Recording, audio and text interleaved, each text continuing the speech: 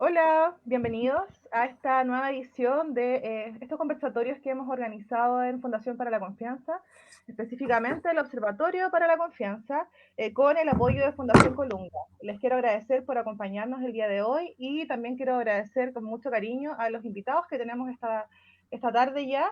Quiero empezar presentando a Silvana Ceballos. Ella es enfermera clínica docente, Claro. también es magíster en bioética y salud pública y diplomada en humanización del trato en salud.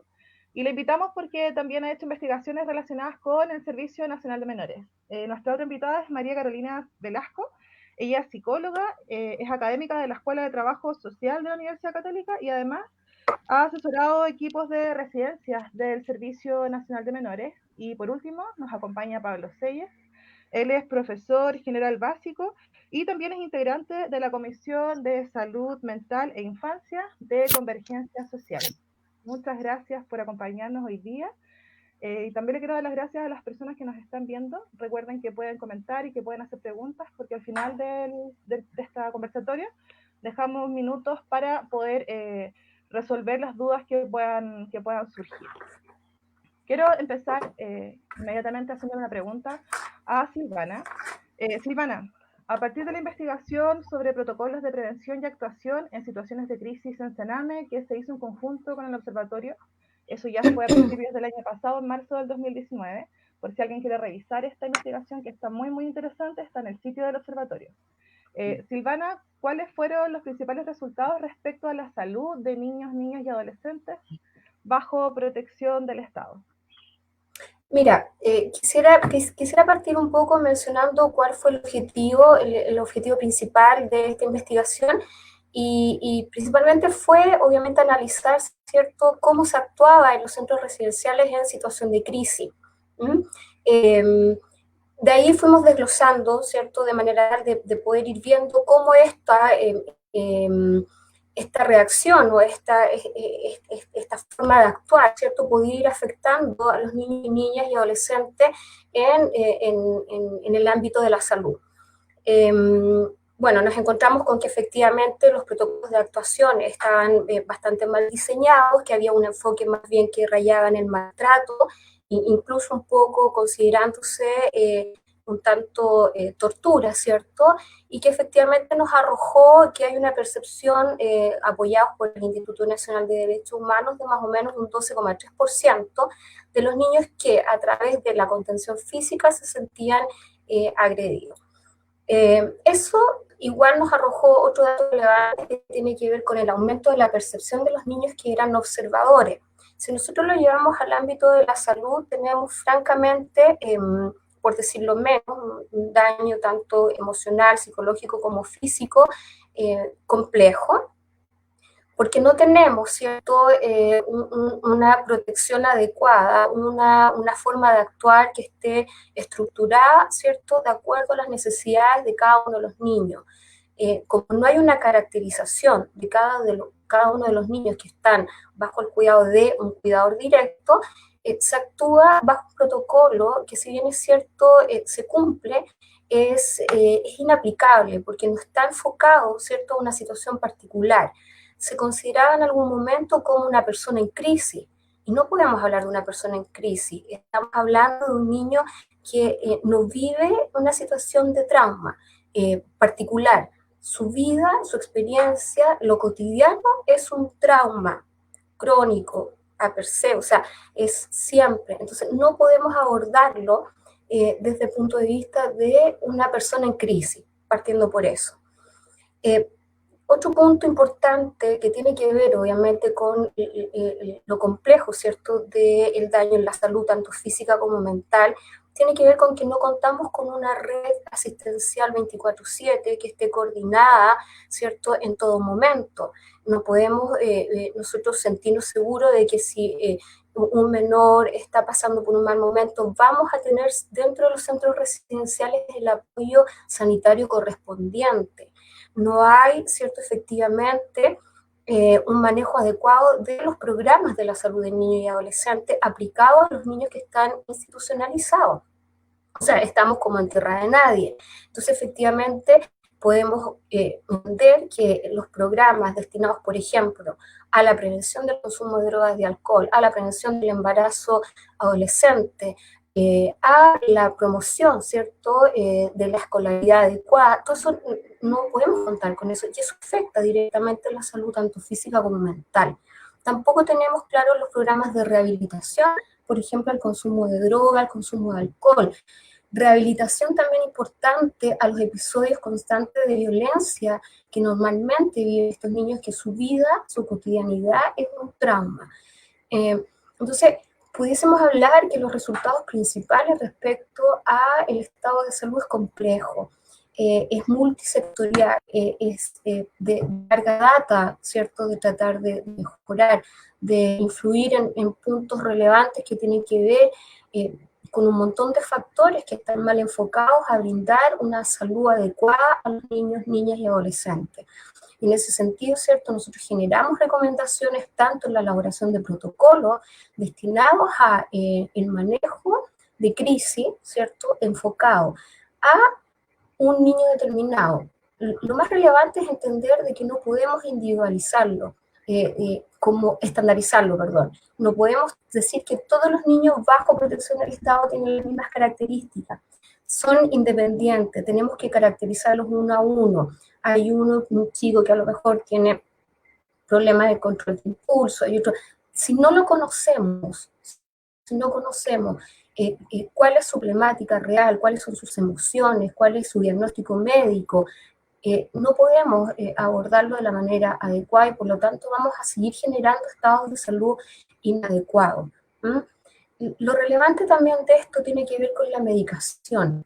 Ahí es un punto muy importante que lo identificamos dentro de la investigación, que un niño, por ejemplo, puede tener un montón de diagnósticos.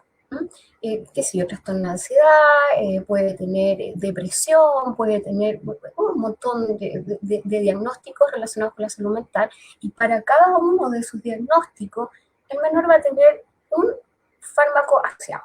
Entonces podemos tener un menor que va a estar con una farmacología infinita, y generalmente medicamentos de carácter psicotrópico, ¿cierto?, que afectan directamente al sistema nervioso central, con un montón de contraindicaciones, con un montón de efectos adversos, ¿cierto? Vamos a encontrar chicos somnolientos por los patios, a ratos, qué sé yo, agresivos. Entonces, desde esa mirada, lo que estamos haciendo es cero al estado de salud de los niños, niñas y adolescentes. De esa forma no podemos avanzar. No podemos avanzar en reintegrarlos, en apoyarlos, en considerarlos ciertos sujetos de derecho como tal, en respetarlos dignamente, en entregarles la atención adecuada, que tiene que ver con conocer todo esto, conocer qué necesita tal o cual niño. No los puedo estandarizar, tengo que conocerlo. Si yo soy cuidadora de trato directo, yo tengo que conocer a los niños que están a mi cargo y tengo que conocer su entorno. Tengo que evitar las crisis, tengo que abogar por la contención verbal en primera línea.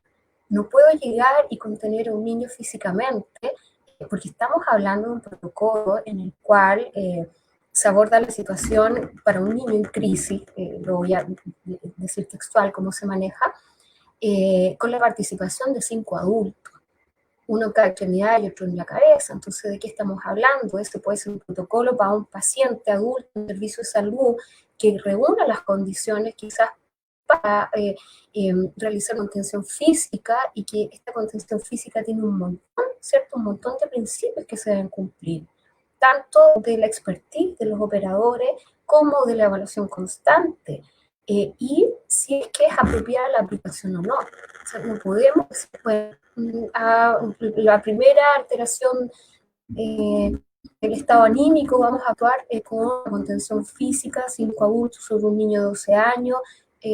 Me parece que es ahí donde tenemos que dar el enfoque a la alteración, ¿cierto?, del estado de salud óptimo de niños, niñas y adolescentes. Muchas gracias, Silvana, por tu respuesta. Ahora quisiéramos preguntarle, dame un segundo, a Carolina, respecto a la salud mental. Sabemos que muchos niños, niñas y adolescentes son diagnosticados con trastornos u otras patologías, pero se contempla que su comportamiento es producto del trauma, también siguiendo la línea de lo que estábamos hablando antes con Silvana. Eh, Otras preguntas que surgen son si hay conocimiento respecto a eso y cuáles son los desafíos que tenemos nosotros como sociedad y más que nada el Servicio Nacional de Menores como ente que está a cargo de los niños que están bajo protección del Estado para poder dar una respuesta adecuada a esto. Carolina. Yo creo que muy bien lo que decía Silvana. Es súper interesante cuando uno empieza a conocer los equipos de residencia, el que también uno empieza a comprender la problemática desde algo más sistémico, porque yo creo que se tiende a como focalizar la problemática en el Servicio Nacional de Menores, pero tal como decía Silvana, hay otras redes, el intersector, que tampoco colabora para que la gestión que hacen las residencias sea la óptima. Entonces, en términos de diagnóstico, la mayoría de los niños que están en residencias tienen algún tipo de diagnóstico. Eso está más que claro. De hecho, en los estudios que se han hecho, más o menos un 60% de los niños tienen algún tipo de diagnóstico asociado a problemáticas de salud mental. Cuando tú escarbas en esos diagnósticos, que a veces son diagnósticos bien lapidarios, tú escarbas, tú vas a ver que la sintomatología, la mayoría de las veces, es una respuesta a reacciones traumáticas. Entonces, el problema ahí, en términos tanto de diagnóstico como de abordaje, en las residencias, en los equipos de salud, en el sistema educacional, en la comunidad, es que no se entiende muy bien cuáles son los efectos del trauma, a nivel tanto de la reacción fisiológica como de yo nunca hablo de crisis, sino que yo hablo de la desregulación. Nosotros aprendemos desde chiquititos con un otro a regularnos, ¿ya? Es nuestro cuidador o cuidadora principal el que nos permite mantener nuestro cuerpo y nuestros pensamientos y nuestras emociones como reguladas para sentirnos en bienestar. Y nos enseña y nos acompaña a poder hacer esa regulación. Cuando un niño o niña ha vivido experiencias traumáticas, especialmente a nivel vincular, que son la gran mayoría de los niños que ingresan a las residencias de Sename, que no solamente son todas de administración directa también, yo creo que hay una mezcolanza de términos acá. Hay residencias de administración directa y hay residencias que son gestionadas por los organismos colaboradores de Sename, que licitan para tener una residencia y recibir una subvención estatal.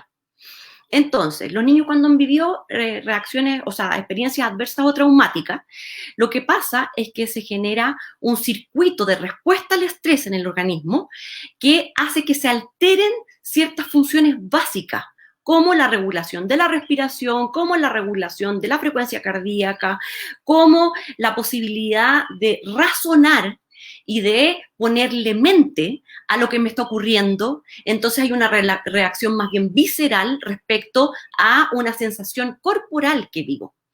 Entonces, los niños cuando viven experiencias dentro del contexto residencial o en las visitas o en el colegio o escuela o en donde estén, que lo que se dice que son disparadores o son como los gringos le dicen gatillantes, eso, o gatillantes de la respuesta traumática. Entonces, cuando un niño ve, siente, huele, percibe, ve una mirada, una mano, que lo hace volver a la sensación que tuvo de emociones de terror, de miedo, a veces hasta sensaciones de muerte, de sensación de descontrol, de falta de poder realmente enfrentar la situación que está viviendo, lo que hace ese gatillante que percibe en el ambiente es volverlo a la reacción de sobrevivencia que tuvo que desarrollar cuando vivía esa experiencia traumática.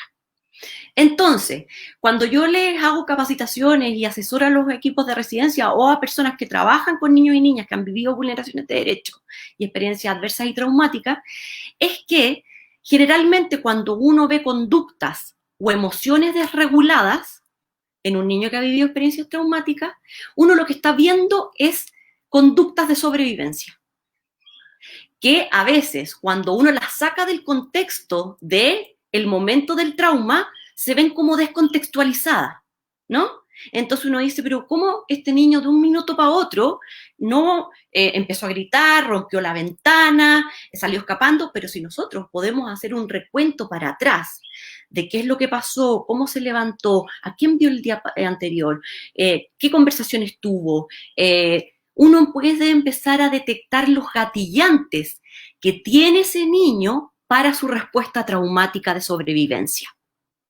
Entonces, si es que uno se adelanta a poder prevenir, como decía la Silvana, que quiere decir que es conocer individualmente la historia de cada niño, tanto en lo que vivió en términos de vulneraciones de derechos y los estímulos a los que asocia esas vulneraciones de derechos, que no tiene que ver especialmente, digo acá, con interrogatorios al niño, sino que es la observación, es la cotidianidad que te va dando espacio para poder observar eso e indagarlo. Entonces, si tú haces una buena indagación de sus antecedentes, que no necesariamente tienes que entrevistar al niño, informe de tribunales, todos los informes que se han hecho anteriormente y conversaciones en la cotidianidad con el niño desde una relación de confianza, de seguridad, tú puedes llegar a detectar estos gatillantes y prevenir que estos ocurran.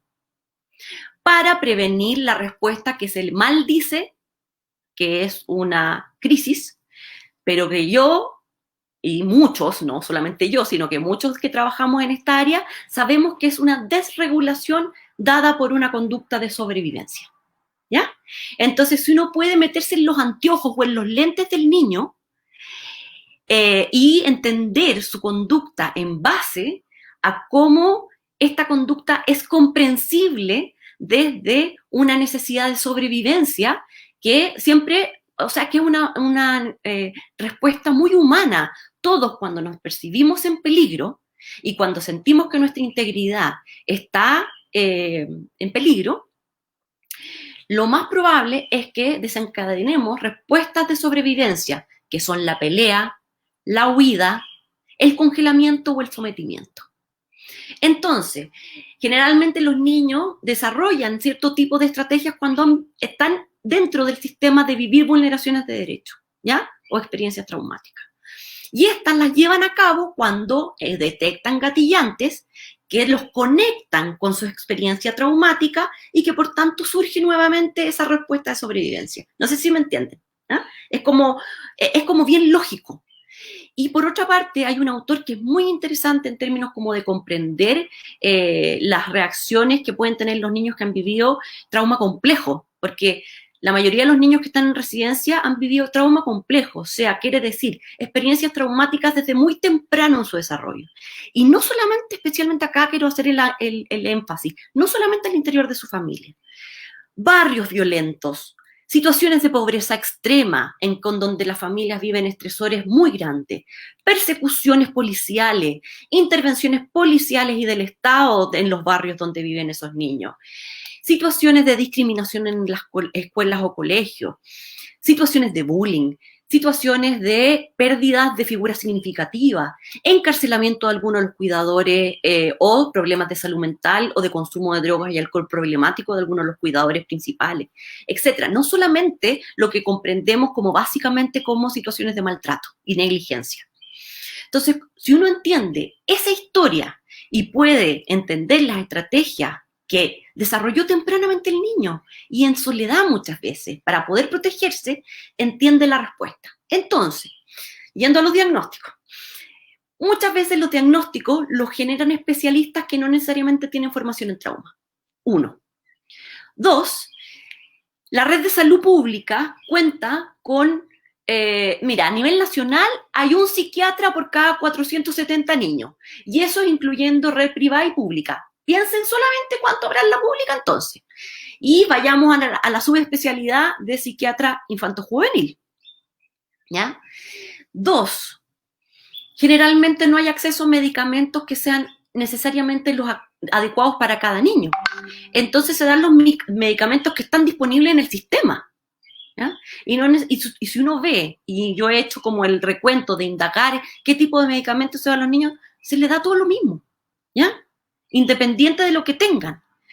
Y además, los estudios dicen que los medicamentos pueden ser coayudantes, pero mientras el niño no tenga o niña no tenga un espacio en donde pueda superar, tramitar y, en cierta forma, reconectarse consigo mismo de una manera de generar mayor bienestar, de procesar y resignificar las experiencias vividas con personas también especialistas en trauma, es muy difícil que el medicamento sirva por sí mismo, ¿ya?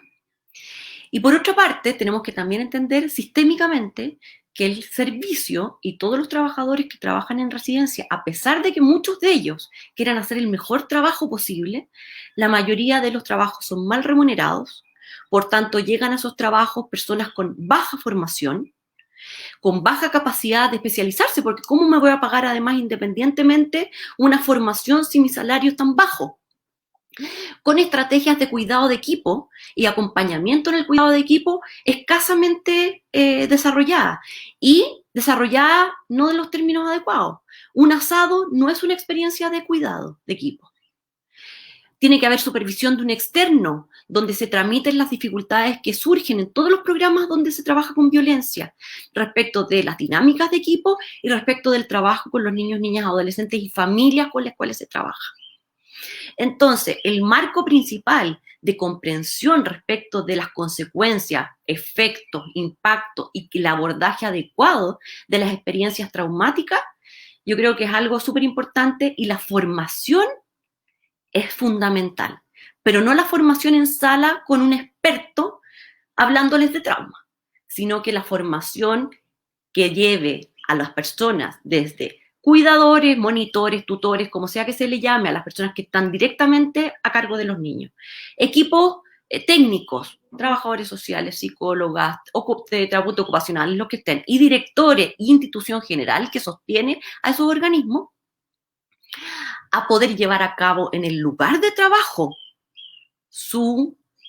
como las herramientas que requiere para realmente hacer vida a esta capacitación, no solamente conocerlo, sino que poder aplicarlo. Y por eso estoy trabajando también en un proyecto donde estamos distintos sectores de la sociedad tratando de construir un sistema de formación que estamos ahora en la evaluación de los perfiles y realmente ver qué es lo que necesita un niño, porque los resultados se tienen que ver en el niño, niña, adolescente. No en cuántas atenciones recibe, no en cuántas veces fue o no al colegio, sino que en el bienestar del niño. El niño se siente mejor desde que entró a la residencia, el niño ha podido, por ejemplo, integrarse a instancias en la comunidad que le generan mayor desarrollo de competencias personales, de autoestima, etcétera. Entonces, ¿cómo medimos los resultados en el niño, niña o adolescente y en la familia para poder desde ahí generar un sistema o un plan de formación de los equipos? Hay mucho más que quisiera decir, pero yo creo que quiero darle espacio también a los otros para hablar. Gracias, Carolina. Vamos a tener tiempo, así que no te preocupes. Quiero recordar a las personas que nos están mirando, bueno, darles las gracias de nuevo y contarles que estamos hablando sobre la salud mental y también física de los niños, niñas y adolescentes que están bajo protección del Estado, pero estamos siendo un poco más específicos y estamos hablando del sistema residencial, tanto OCA o de administración directa. Antonia Samaniego nos dice que importante lo que comenta Carolina. Es necesario observar e individualizar la historia de cada niño para acompañarlos y prevenir estas desregulaciones. Así que nosotros estamos muy de acuerdo con Antonia, es muy importante todo lo que nos has comentado. Para contarles un poco también... Y la regulación, independiente de la edad del niño, es corregulación, no es autorregulación. No podemos esperar que un niño que ha tenido experiencias traumáticas desde temprana edad pueda de un día para otro regularse a sí mismo. La regulación siempre se hace en conjunto con un otro significativo al cual yo le tengo confianza, seguridad, y que ese adulto está regulado para poder acompañarme a mí como niña a regularme. Gracias, Carolina. Javi me dice que me escucho un poco bajito, así que voy a hablar más fuerte. Me avisan si sigo con problemas de audio, por favor. Bueno, según la última auditoría social, hay más de 2.000 niños que tienen problemas de salud mental que están con diagnóstico y hay otro tanto que está sin diagnóstico. Y también hay más de 2.000 niños, niñas y adolescentes que están con tratamiento farmacológico y ahí hay que poner mucho foco en lo que decía Carolina con respecto a los medicamentos que se le están otorgando a estos niños. Es importante poder de alguna forma ir cambiando esta situación y que si es que los niños van a ser medicados, que efectivamente sean medicados con lo que ellos necesitan. También lo que hay mucho son más de 1000 niños que tienen algún grado de discapacidad o que están en situación de discapacidad. Para eso, para hablar sobre eso, invitamos a Pablo Selles. Y Pablo, te quería preguntar, en cuanto a las condiciones de vida y cuidado de niños, niñas y adolescentes con discapacidad que están bajo protección del Estado, ¿se aplica un modelo social dentro del Sename o se continúa con el paradigma asistencialista? Pablo, ¿nos podrías contar qué son estas dos cosas? ¿Cuál es el paradigma asistencialista y cuál es el modelo social? ¿Y por qué es importante cambiar esta visión para que los niños reciban el trato adecuado y digno que merecen? Por favor, cuéntanos de qué se trata. Primero que nada, quiero pedirles disculpas primero darle las gracias por la invitación a este espacio. Para variar, Movistar y BTR boicotearon aquí el internet, entonces estuve un poquito caído, pero hemos vuelto. Y me voy a dar un poco la vuelta larga para estar explicando un poco el tema. Creo que es importante, aparte de hablar del sistema residencial, hablar más o menos de cómo se visualiza la discapacidad en Chile. Entonces yo creo que voy a intentar, me veo como luz y sombra, me decía. Esto así como, es como ir explicando más o menos cómo se visualiza la discapacidad en Chile, cómo lo visualizan los niños y cómo eso también afecta la salud mental tanto de los niños que viven en residencia como los niños que viven, entre comillas, en el mundo normal. A ver, definamos entonces primero qué significa discapacidad. Entendamos que discapacidad es la relación de un sujeto o una sujeta o un sujete que vive en un entorno que no es apto para él o que no se está adecuado a su contexto. Entonces, en ese sentido, podemos ver, por ejemplo, que la discapacidad no es el enfoque, como el enfoque asistencialista o el enfoque que haya de la presidencia, que son enfoques anteriores, donde la centralidad o el objeto era la persona que tenía que ser rehabilitada o en un momento o apartada de la sociedad, sino que es un entorno, una comunidad, un espacio, una familia, unas dinámicas que no están adaptadas para esa persona. Ejemplo concreto, yo soy una persona que tiene enanismo, yo tengo acondroplasia. El entorno es un entorno, por ejemplo, en medios de transporte, sistema de educación, vivienda, etcétera, no están adaptadas para mi espacio, son como que tengo que generar ciertas acciones, pero si yo genero ciertas acciones o ciertas adecuaciones, el ambiente genera ciertas adecuaciones, ciertas acciones, tú puedes superar la discapacidad. Por ejemplo, en el caso muy concreto, una persona con ceguera, ahora, por ejemplo, si tú adecuas las calles, si tú adecuas los espacios, puede vivir sin discapacidad a pesar de tener esa limitancia sensorial. Y eso es importante tenerlo claro porque eso nos permite visualizar que la sociedad y los espacios son los lugares que tienen que promover unos espacios inclusivos de acceso para que las personas puedan vivir en forma autónoma y de la manera más independiente posible, garantizando sus derechos humanos, sus derechos esenciales. Y ese debería ser como la visión de la política pública y de cualquier acción que nosotros estemos remitiendo a procesos de visualizar la discapacidad. Y me gustaría también en este sentido, entendiendo más o menos un contexto de cómo estamos visualizando esto, cómo se está viviendo la discapacidad en Chile. O sea, en estos momentos el 16-17% de la población chilena tiene discapacidad, ha aumentado principalmente la tercera edad, la niñez tiene 5,8% de personas con discapacidad leve, un 7,1% de discapacidad severa, que básicamente necesitan altos grados de dependencia, dependen de alguna persona. En términos de educación, por ejemplo, las personas con discapacidad en Chile solo tienen 8,6 años de educación versus los 12,6 años de personas sin discapacidad. Entonces eso quiere decir que hay 4 años menos de educación formal que tienen las personas con discapacidad, incluso no podrían cumplir su ciclo básico de formación, lo que les impide, por ejemplo, acceder a trabajo o a espacios de formación. Y eso ya remite a una cierta desigualdad y ciertas situaciones que afectan, por ejemplo, al transcurso de vida de las personas con discapacidad. A la vez, solo el 12%, por ejemplo, de la niñez asiste a educación media con discapacidad, según los datos que se hizo el segundo informe de discapacidad de derechos de la CENADI del año 2015, y solo asisten un promedio de asistencia un 49% a la escuela, lo cual afecta bastante en los procesos de aprendizaje de los mismos niños y niñas. independiente de la condición de discapacidad que tengan, que puede ser física, sensorial o cognitiva. Además, están más relacionados con el sistema de salud, tienen más enfermedades asociadas y en este sentido también afectan más sus elementos. Y en ese sentido me gustaría vincularlo a otro elemento que yo creo que es importante.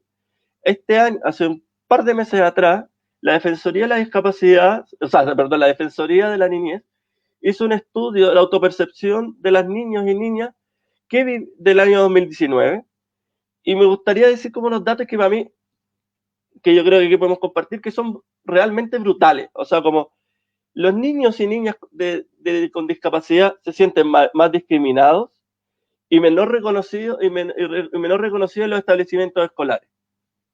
Se sienten que son menos respetados por sus adultos y por sus pares. No se sienten, autovisualizan como sujetos de derecho y se sienten menos protegidos y se sienten más solos y menos felices. Esos son los niños y niñas con situación de discapacidad en este país. ¿Y eso qué significa? Que son niños que en el proceso de construcción de su identidad, en el proceso de su curso de vida, se ven afectados no solo en términos de desarrollo físico, sino también en desarrollo psicológico. En el sentido, cómo van los niños autopercibiendo, cómo se van viendo a sí mismos y cómo se van desenvolviendo en sus espacios. Y eso, en ese sentido, hay una comunidad, hay un grupo de garantes de derechos, el Estado, sus adultos, los que deberían estar garantizando sus derechos esenciales, que se lo han ido vulnerando periódicamente, y ellos se sienten vulnerados en esa situación. Y eso piensen que son niños y niñas que no están en el sistema residencial, que están, como entre comillas, viviendo ya en temática normal, o sea, vamos a decirle normal, o sea, buscando, no sé si una palabra, disculpen si estoy, aquí Silvana y Carolina, si estoy ocupando no tecnicismos, pero como en el sentido como, estos ya son niños y niñas que vienen vulnerados sus derechos, y a pesar de todo, o sea, que son niños que no están en el sistema residencial y ya vienen vulnerados sus derechos. Entonces pensemos, ¿cómo son niños y niñas que ya están viviendo en un sistema residencial donde vienen ya en sistemas más precarizados y marginados? De partida, por ejemplo, un estudio del Senado en 2016, cuando en esa época que empezaron a surgir como la bomba mediática, donde aparecían como todos los casos de Lisette y empezaron a hacer todos esos diagnósticos. Acá vi un dato que me dejó por lo menos desmoronado, o nos dejó a nosotros en la comisión desmoronado, que el 54% de los niños y niñas y adolescentes muertos en Sename tenían alguna situación de discapacidad. Y eso ya muestra que esos niños y niñas viven en condiciones de precariedad y de vulneración súper grave que afecta en su vida. Obviamente que las personas con situación de discapacidad tienen mayor prevalencia en ciertas enfermedades, tienen ciertos elementos de cuidado, pero ya nos está mostrando que hay ciertos niños y niñas que son más propensos a que se vulnere el derecho uno, que es el derecho a la vida. Y en ese sentido es importante tener claro esos elementos.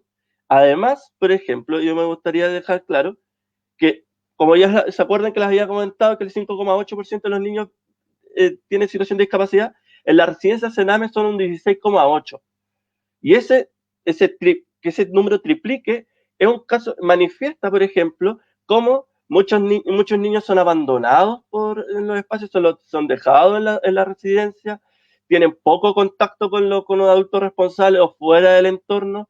Incluso muchos niños viven su curso de vida total en alguna residencia Sename, por ejemplo, el pequeño Cutolengo, en la residencia San Ricardo, viven constantemente institucionalizados y sin ambiente, y eso también muestra que hay una precariedad de vida de los niños y niñas y futuros adultos con discapacidad en estos espacios. Sin contar además, por ejemplo, no sé, hay casos, tuvimos hace poco un caso de un niño fallecido en situación de COVID en el hogar San Ricardo, que a la vez ha tenido casos anteriores de abuso y a la vez de ciertas intoxicaciones. Entonces podemos ver que hay ciertas acciones de vulneración de sus derechos, de abuso sexual y todo eso, abusos sexuales y ciertos tipos de violencias que se han ejercido hacia los niños y niñas, en mayor medida las personas con discapacidad. Básicamente, una de las razones es porque tienen imposibilidad, por ejemplo, de comunicarse mayormente sus vulneraciones y se ven más afectados, por ejemplo, el legítimo derecho a ser oído y el de ser comunicado. Otros datos que me parecen que es interesante presentar acá, y ahí para poder ver si está ahí respondiendo. Según el informe Línea de H del 2017, el 42,3% del personal encuestado manifestó haber presenciado hechos en que los funcionarios gritaron a niños y niñas residentes. El 17,3% presenció insultos.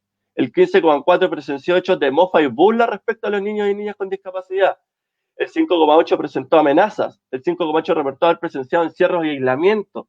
El 5,8% reportó que no se habló con niños, niñas y adolescentes por un determinado periodo de tiempo. En relación a la violencia leve, el 13,5% de los encuestados manifestaron haber presenciado de hecho que en algún funcionario empujó a un niño o niña adolescente. El 11,5% presenció abofeteos a niños y niñas adolescentes. El 9,6% reportó que se les tiró el pelo o las orejas.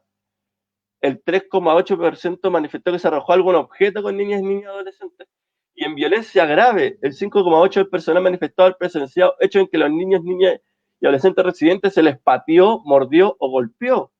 Lo mismo que se les quemó con un cigarrillo o agua caliente.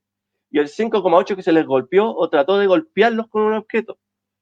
Como ven, son casos que se presenciaron en 10 residencias Sename de personas de niños con discapacidad del informe LINEH del 2017, donde se presencia niñez que vive violentado en sus vulneraciones. ¿Cuál es el problema? Que una cosa es que se visualice, se denuncie, o sea, una cosa es que se visualice, se conste, pero no se denuncia, no se hace sumario y no se siguen cursos de investigación porque hay una tolerancia a la violencia de los niños y niñas en residencias Sename de los niños, niñas y adolescentes con discapacidad en residencias Sename mayor que lo habitual. Y eso nos podría decir que al final no hay una visión desde un modelo social, no hay una visión de un enfoque de derechos de los niños y niñas, sino se les sigue considerando, según mi punto de vista, y según más que una posición más política desde la comisión, niños de segunda categoría o de una categoría menor que necesiten menor cuidado o menor respeto.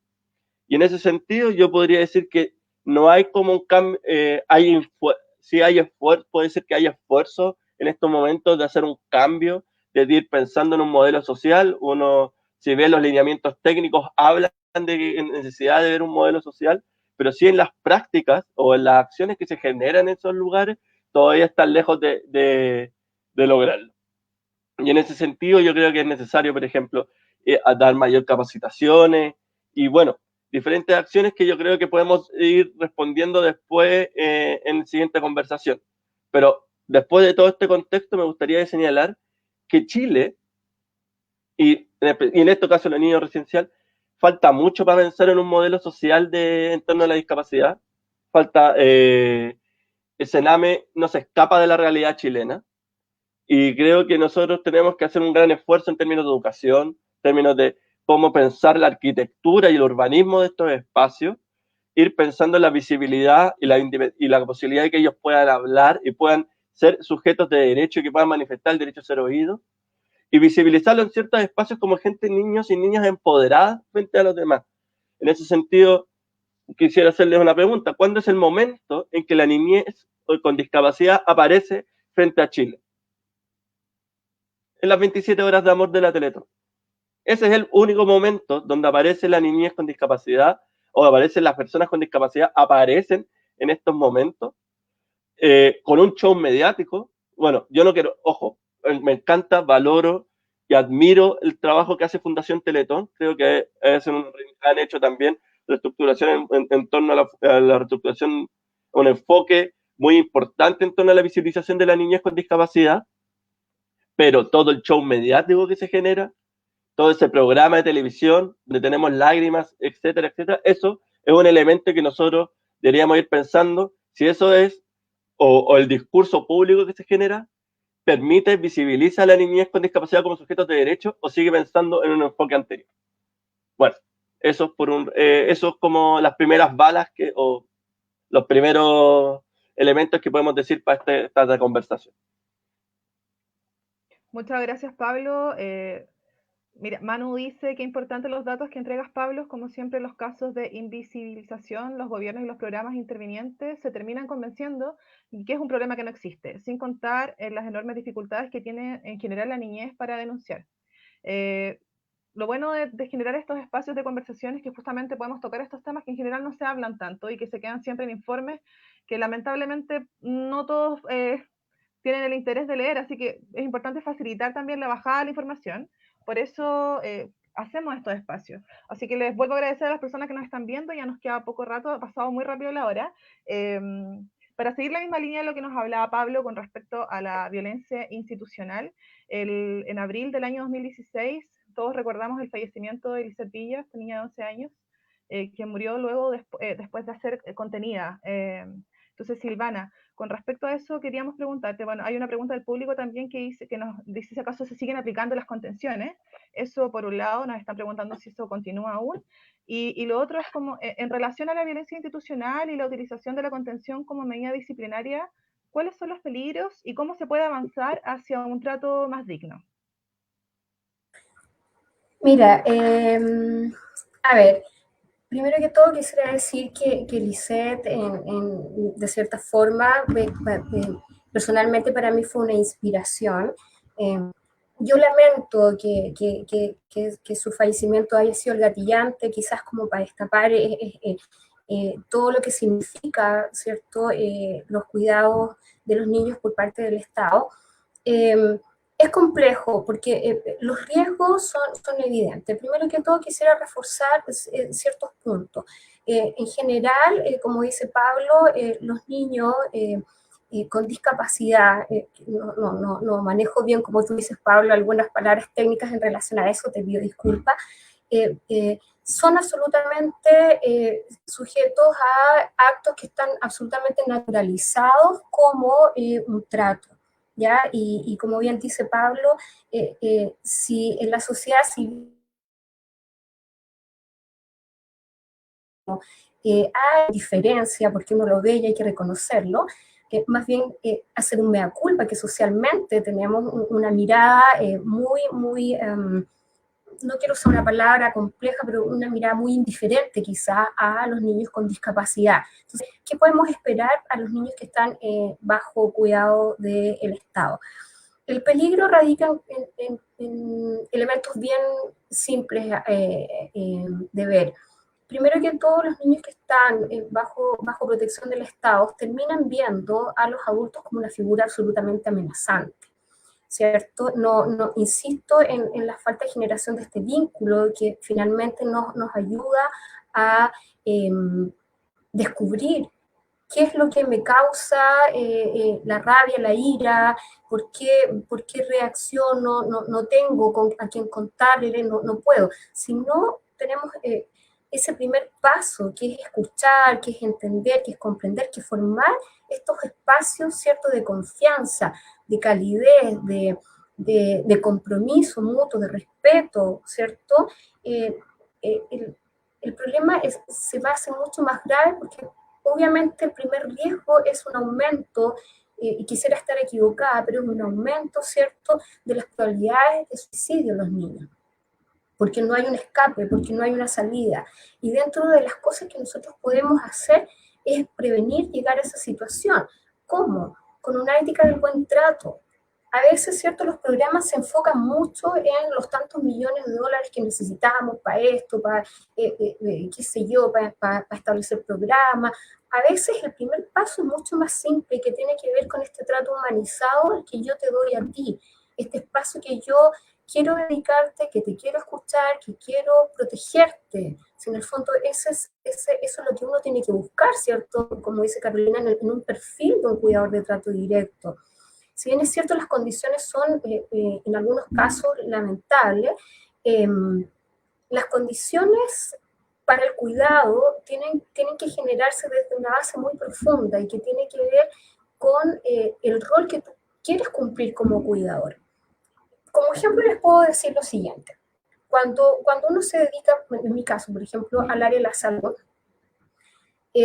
ya sea médico, enfermera, técnico de enfermería, ¿cierto? Quien sea, nosotros podemos sentir la seguridad que un momento titulado un 99% de posibilidad vamos a tener trabajo donde sea, ¿cierto? Y un 1 y ese 0,1% que queda, la mayoría, y lo digo con conocimiento de causa, lo enfoca, ¿cierto?, a lo que te motivó a ser un profesional del área de la salud que está enfocado al cuidado del otro. Eso debiese ser inverso. Yo no puedo estar en un trabajo, independiente de las condiciones, que prime, ¿cierto?, mi ganancia personal por sobre el resto. Y estoy hablando netamente, ¿cierto?, en el área del cuidado del otro, del cuidado de los niños, del cuidado de enfermos. Tiene que ser una motivación secundaria. Entonces, en ese sentido, dejar de ser esta figura amenazante, ¿cierto? Trabajar con una ética del buen trato, generar ciertos espacios que tengan que ver con la calidez y que nos lleven a tener espacios más bien de carácter familiar, ¿cierto? Y generar estos espacios con compromiso de la sociedad civil también, como en muchos casos de décadas anteriores, cuando, por ejemplo, las aldeas SOS vinculaban a familias a ser cuidadores, a sacar a un niño de una residencia y hacerlo parte de su familia.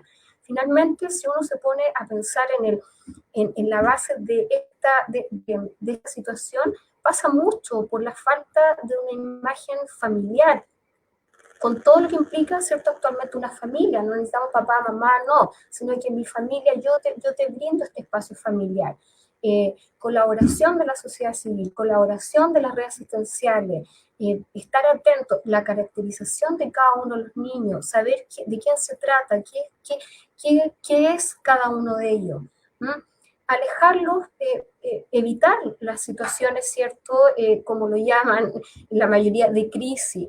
Si yo conocía a la Lisette, si estaba bajo mi cuidado, y yo sabía que ella se descompensaba porque no era visitada regularmente como los otros niños, ¿por qué tú como cuidadora no me sacaste de ahí, ¿cierto?, de un espacio donde todos estaban con visita y me expusiste?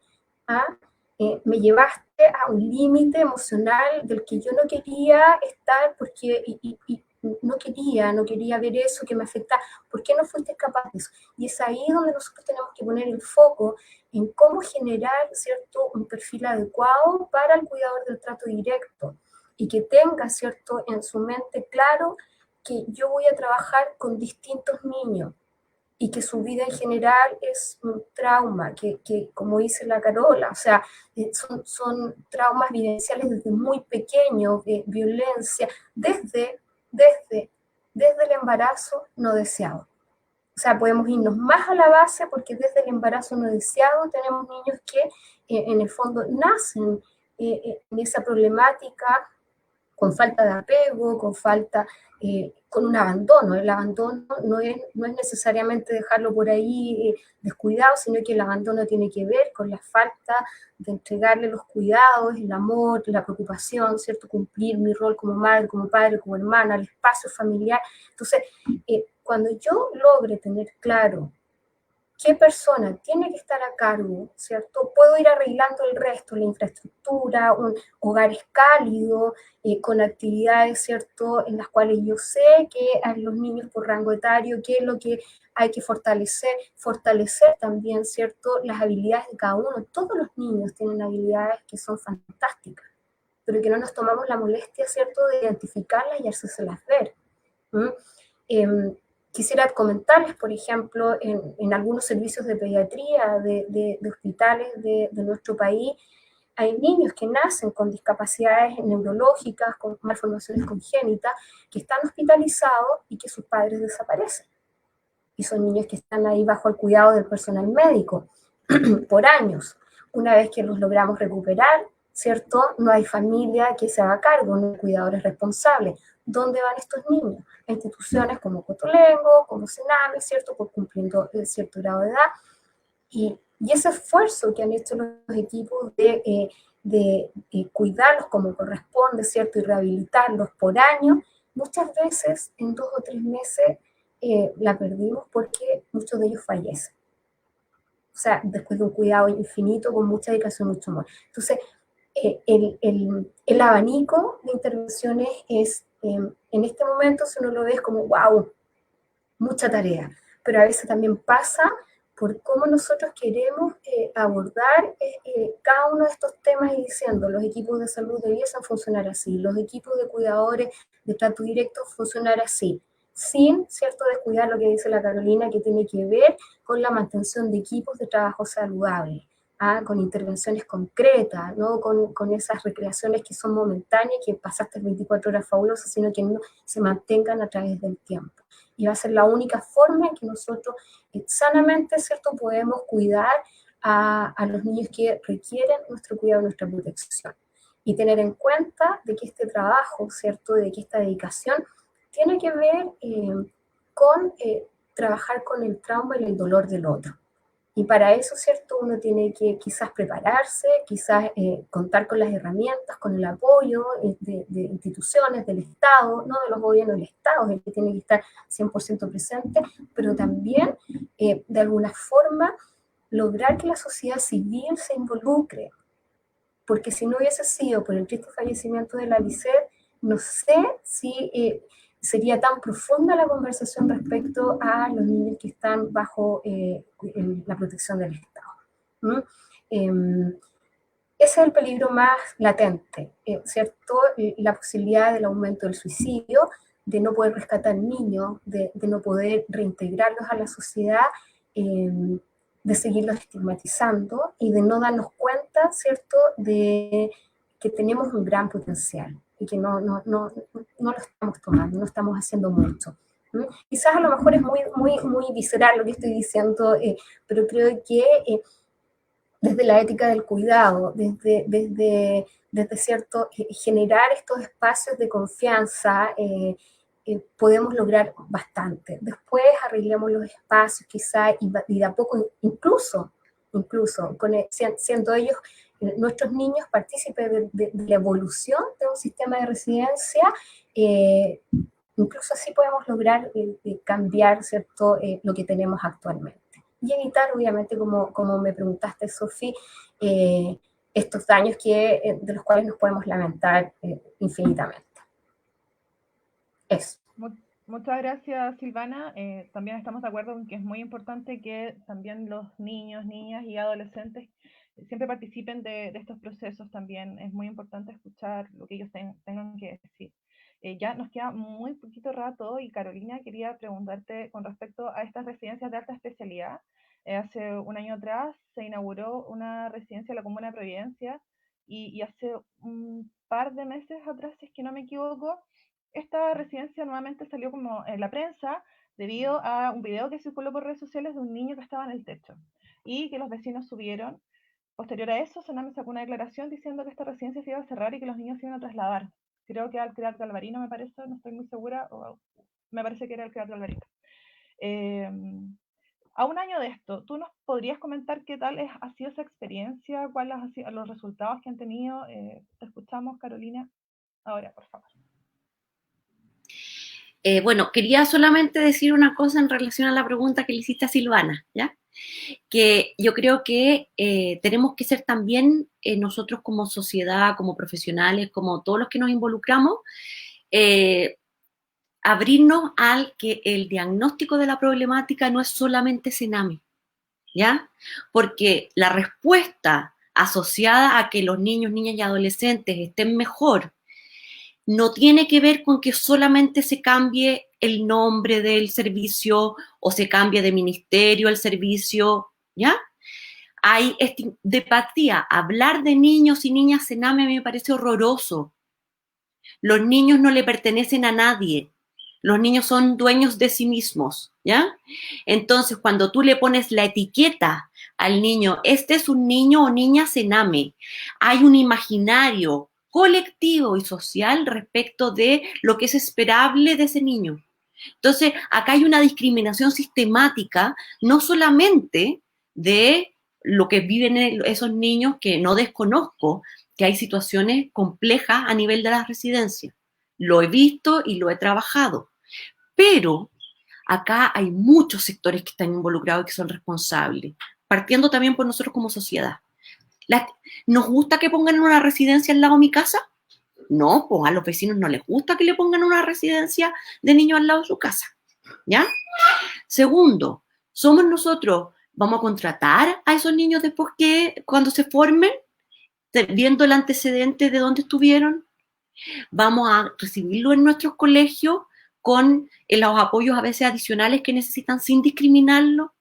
Vamos a atenderlo en el servicio de salud sin la discriminación previa respecto de su origen.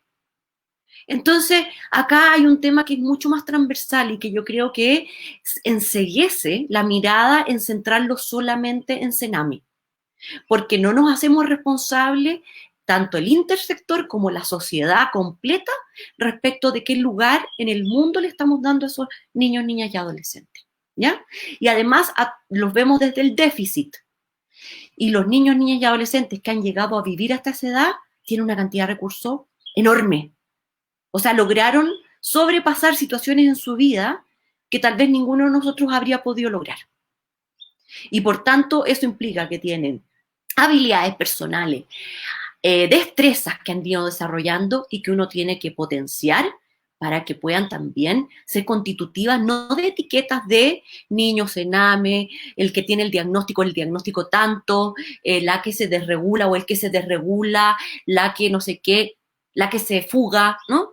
Sino que las etiquetas que tenemos que ponerle a los niños es de la valiente, de el capaz de afrontar ciertas dificultades, y porque si no, las etiquetas que le estamos poniendo a niños y niñas que están dentro del sistema de protección son puras etiquetas que están asociadas a déficit, y eso conforma después su desarrollo de identidad.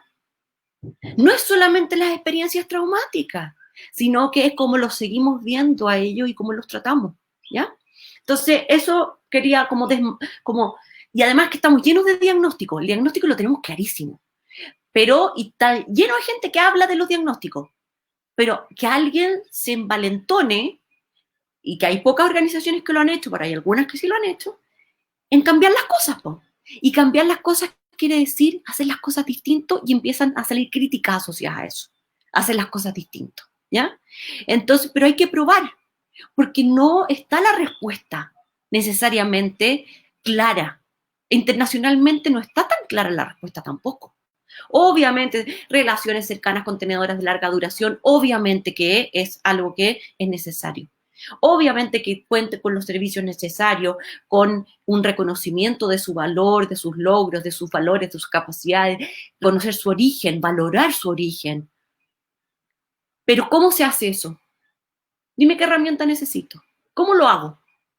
¿Ya? Porque es muy fácil quedarse en el diagnóstico y criticar desde el diagnóstico. Pero ¿cómo intervengo entonces? ¿Ya? Y eso es lo que hay que probar. Y en términos de la RAE, que es la residencia de alta especialización, cubrió en su momento un déficit que hay en el sistema respecto a niños que han estado institucionalizados de manera prolongada durante su desarrollo y que por eso y por todas las vulneraciones que vivieron antes de ingresar al sistema, dentro del sistema judicial también, ¿ya? La revictimización, la victimización secundaria, todo eso. Son niños que tienen alta requerimientos de salud mental mucho más especializados y de profesionales y de grupos de profesionales mucho más especializados. Entonces, trató de dar respuesta a eso. ¿Qué pasa? Es que los resultados además no son a corto plazo. O sea, uno no puede esperar que aunque un equipo esté altamente especializado, sea la mejor residencia que hay en el mundo, con los educadores, equipo técnico, súper preparado, que eso, todo eso con recursos de quién además, ¿ah? ¿Quién los prepara? Ya. Entonces, y todo eso, pero un niño viene con estos anteojos que les digo yo, de sobrevivencia, con anteojos relacionados a su relación anterior, o sea, por tanto, como expectativas respecto del vínculo con un otro. Y anteojos relacionados a todas las etiquetas que le hemos dado en su vida. Entonces, por tanto, ¿qué es lo esperable de mí? ¿Cómo me tengo que comportar? ¿Qué es lo que espera la sociedad de mí para comportarme? Y realmente, a veces, hago lo que he esperado para mí, pues, ¿no? Entonces, en esa lógica, estos niños que habían sido abandonados por el sistema durante muchos años y con sobreintervención, pero muchas de esas intervenciones inefectivas, llegaron a formar parte de este programa. El problema es que se topan con las mismas dificultades que las residencias sin alta especialización, que es dificultad para el ingreso en la red de salud, dificultad para tratamientos que tengan continuidad, dificultad en términos de que otras redes reciban estos niños para que no hagamos un sistema que sea completamente cerrado, sino que los niños tienen que vivir dentro de una sociedad y comunidad. Entonces, ¿han tenido déficit importante? Sí. A ver, yo no trabajo directamente con ellos, pero me indagué antes de venir a este live, ¿no? ¿Hay cosas que no han resultado? Sí. Los logros son a paso de hormiga, pero lo que sí me comentaban es que logros han tenido y que de hecho con niños y niñas, que es terrible decirlo, que son a veces considerados como que no hay nada que hacer, han visto progresos importantes. Pero con dificultades. O sea, el niño que se sube al techo, puede ser que se te suba un niño al techo, aunque tengas todas las precauciones para que no se suba. Otra cosa es qué haces cuando se sube para que baje de manera segura y ojalá mantener todo prevenido para que no se vuelva a subir al techo, etc. Pero hay situaciones que pueden pasar, que no deberían pasar, yo lo sé, pero que requieren también de un tiempo de ajuste para que ese niño vuelva a sentirse seguro y no tenga que hacer ese tipo de situaciones y con un equipo súper preparado y muy acompañado. Muchas gracias, Carolina. Ahora sí que ya no nos queda casi nada de tiempo, esto estamos pasados la hora, pero no quiero terminar esto sin preguntarle a Pablo por algo que es muy importante y algo que ya venía mencionando antes.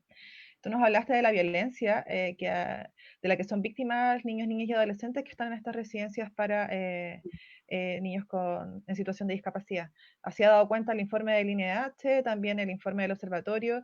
Entonces, ¿qué crees tú que es necesario para poder terminar con aquella situación? Si es que hay alguna idea o alguna directriz que podamos seguir o plantear nosotros para poder hacer estos cambios justamente de los que nos hablaba Carolina, que el diagnóstico está hecho 1000 veces, pero se nos ocurre algo de cómo podemos combatir todas estas vulneraciones que ocurren a los niños en general, pero en este caso estamos hablando de los niños que están bajo protección del Estado. Pablo. A mí me gustaría como ir enfocando que este proceso de transformación es una situación cultural y una visualización que tenemos con la niñez, en especial con la niñez que vive en residencias del Estado, con la niñez en situación de discapacidad, es una situación cultural que tenemos que ir modificando y que tiene que ir avanzando a espacios necesarios. Y es como, por ejemplo, me gustaría agarrar la ejemplificación de que hizo el movimiento feminista, por ejemplo. El movimiento feminista, el movimiento antirracial, que ellos mismos, las organizaciones sociales, hicieron avances y avances culturales en reivindicación de sus derechos y de sus derechos. Y en ese sentido yo creo que es importante que, por ejemplo, que la transformación cultural que se tiene en torno a las personas y la niñez en particular en situación de discapacidad venga también de otros actores que están fuera del Estado. Esto, por ejemplo, la promoción de las organizaciones sociales de personas con discapacidad, en la necesidad también en otorgarles que se visualicen como sujetos de derecho. Y ojo que yo creo que es un proceso que se está dando. O sea, no recordemos que, no sé si se acuerdan que en los 90 fue muy bullado un caso en el sur donde había una niña con situación de discapacidad que estuvo encerrada en un gallinero. ¿Se acuerdan? Y eso era un caso normal de que se daba en esa época. Y ahora, por ejemplo, se están saliendo a la voz pública, se están saliendo a la calle, se están saliendo a manifestar, y eso es importante, que muestra un cambio cultural que se está dando en la sociedad chilena, y eso también afecta, o impacta, mejor dicho, a la residencia Sename y al espacio, del espacio de protección del Estado. Y por lo tanto, eso yo creo que es importante ir dándole, y en ese sentido yo creo que obviamente hay que seguir pensando, por ejemplo, en temática de capacitación. O sea, solo el 30% de los funcionarios y funcionarias, por ejemplo, de trabajar en la residencia Senamen, de ese mismo informe del 2017, recibió algún grado de capacitación. Eso es menos de un tercio de la población, y es necesario que al menos se vayan capacitando, se vayan especializando y vayan trabajando sobre todo con una población que necesita altos grados de especialización, no solo en términos de su condición de discapacidad, que sepan lo que está teniendo, sino también en los recursos necesarios para poder desenvolverse en esos espacios y en las intervenciones que tienen que hacerse. O sea, por ejemplo, como bien decía Carolina, esto, por ejemplo, las vinculaciones que tiene la niñez en Sename es súper potente. O sea, yo ahora estoy trabajando en un programa de habilidades para la vida en La Pintana, antes estuve trabajando en un OPD en Cerrillo, y era impresionante, por ejemplo, cómo ellos, la historial de cómo ellos cuentan que van cambiando en su curso de vida toda una cantidad de profesionales que pasan en su vida, los niños y niñas, y cómo es la vinculación que tienen con ellos, cuál es la confianza que toman. Al final están tomando y se les va. ¿Por qué? Porque hay malas condiciones salariales, altos niveles de explotación a los trabajadores del SENA, a los trabajadores y trabajadoras, y esos son elementos que nosotros tenemos que ir visualizando, porque si queremos mayor nivel de especialización, niveles mayores de capacitación, también se tiene que ir visualizando mayores niveles de solidificación del empleo de las personas que trabajan con los niños y niñas en residencias SENAME. Ellos deben ser incluso como, no sé, como junto con los profesores, bueno, de casi defensa gremiales, es de los sueldos mejor pagados y con mejores condiciones laborales. O sea, yo creo que no es menor, por ejemplo, miren, haciendo un ejemplo. Yo llevo alrededor de 12 años trabajando.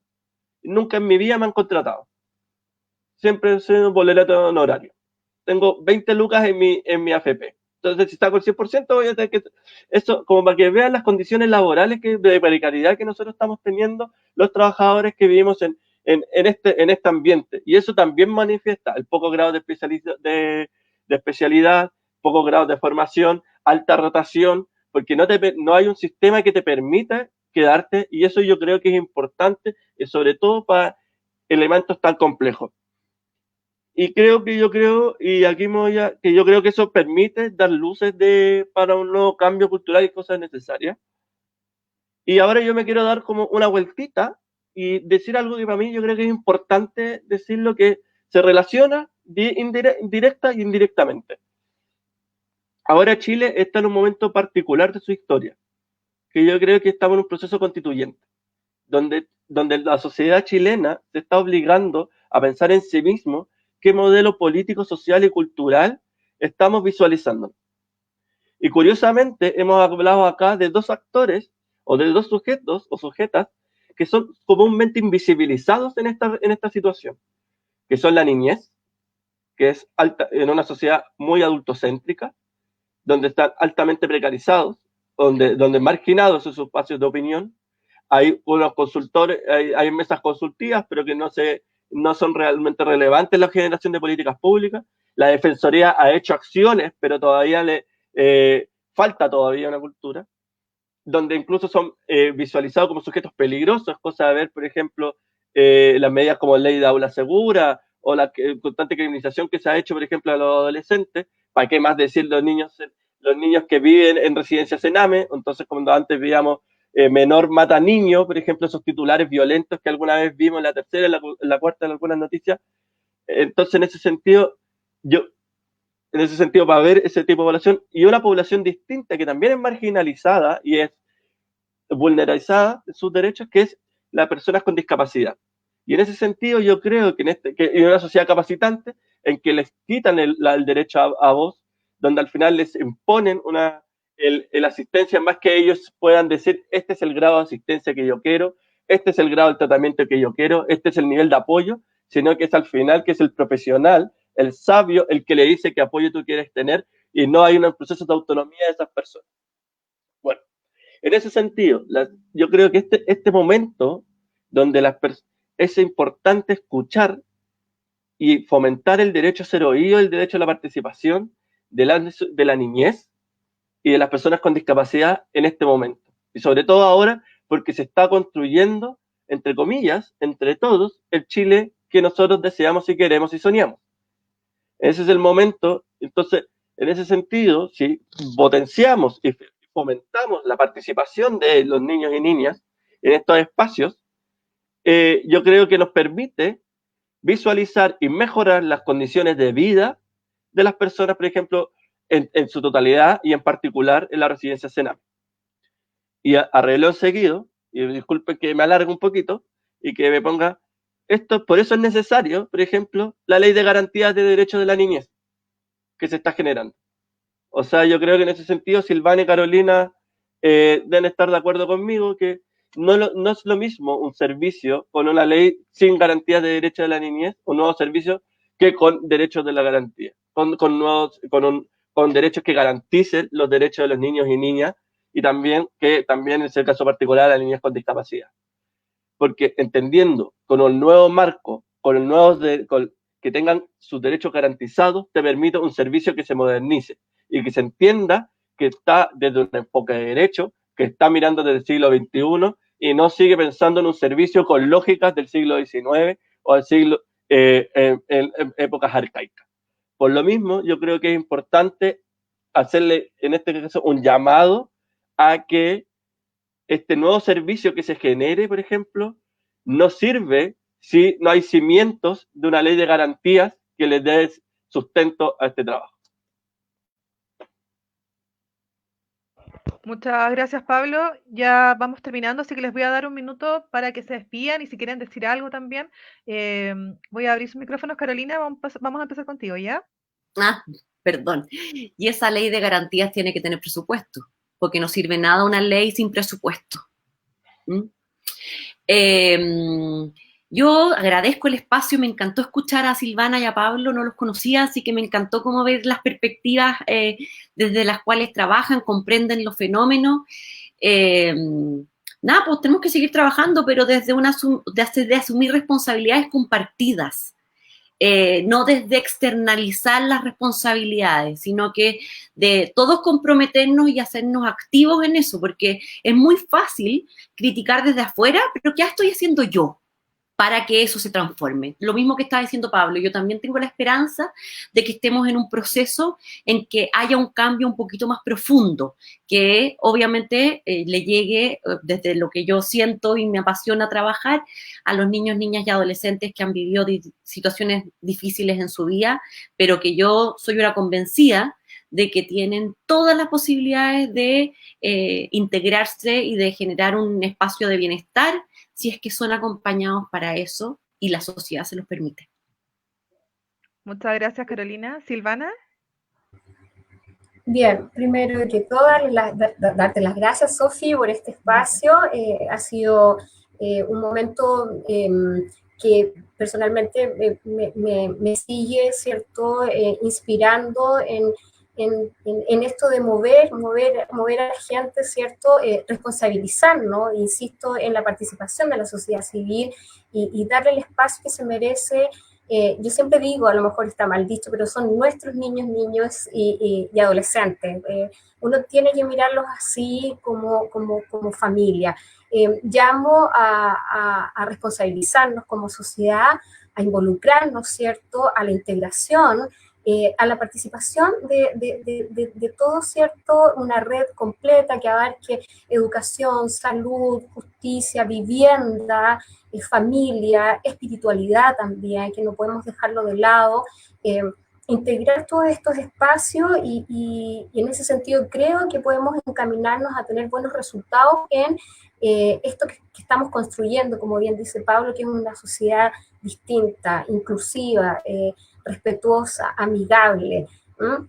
Yo llamo a trabajar por eso y estos espacios hacen que nosotros sigamos teniendo la fortaleza de seguir adelante, de involucrar, de participar, de no ser indiferentes, de no mirarnos solamente nuestro ombligo, sino que hay un mundo por el cual todos podemos intervenir, todos podemos hacer algo y dejar la crítica destructiva, y sino que más bien, si algo no me parece, aporta, construye, y construyamos en esta base, en nuestros niños, en los niños, niñas y adolescentes de nuestro país. Muchas gracias, Sofi, Caro y Pablo, fue un gusto conocerlos.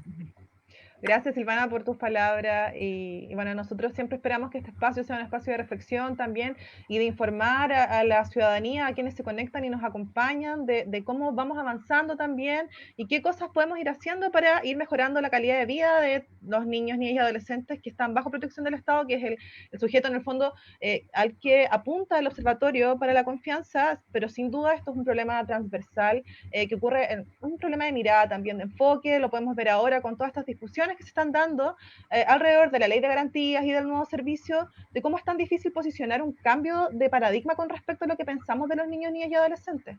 Así que les agradezco mucho que hayan participado, Pablo, para cerrar este webinar. Te escuchamos. Simplemente, primero, darle las gracias a Carolina y a Silvana. Tengo mi cuaderno lleno de anotaciones de todo el aprendizaje que tuve con los conceptos que aprendí con ustedes. Gracias, Sofía, por la invitación. Y solo el último llamado, como que se podría decir, es como recordar que todos nosotros somos garantes de derechos, todo el mundo adulto en este sentido, y somos responsables en la transformación, en la mejora de las vidas de los niños y niñas. Y también de las niñas y niñas con discapacidad en el proceso particular del enfoque que me gustaría dar. Y en ese sentido seamos responsables en la construcción de la nueva vida que estamos generando, de la nueva sociedad. Y pensemos, yo por lo menos, yo me gusta pensar que nosotros estamos acostumbrados a mirar, o como que cuando nos dicen cómo Chile está en el mundo, vemos como los índices de macroeconomía, cuántos son los más ricos del mundo, cuántas exportaciones queremos lograr, etcétera. Pero por lo menos yo quizás veo, por ejemplo, cómo vive la población más precarizada o más marginalizada en este caso. Que en este caso yo creo que son la niñez, la migración, las disidencias sexuales, las mujeres y las personas con discapacidad. Y ese es el índice que nosotros deberíamos estar viendo y esperar construir una sociedad donde todos quepamos en este lugar. Y nada, pues sigamos reflexionando, ojalá que sigamos viendo a Carolina y Silvana, siguiendo conversando, porque nada, pues, todos queremos una sociedad más feliz, más justa, más humana. Gracias, y gracias, Sofi, por todo. Muchas gracias a usted y les quiero agradecer también a todos los que nos acompañaron. Nos pasamos mucho porque era 1 hora, ya llevamos 1 hora y 16 minutos, pero el tema da para esto y da para mucho más también. Así que espero que podamos vernos nuevamente y damos por finalizado entonces el webinar de hoy. Muchas gracias a todos y nos vemos en otra oportunidad. Cuídense, que les vaya muy bien y chao, chao, que tengan una linda tarde. Chao.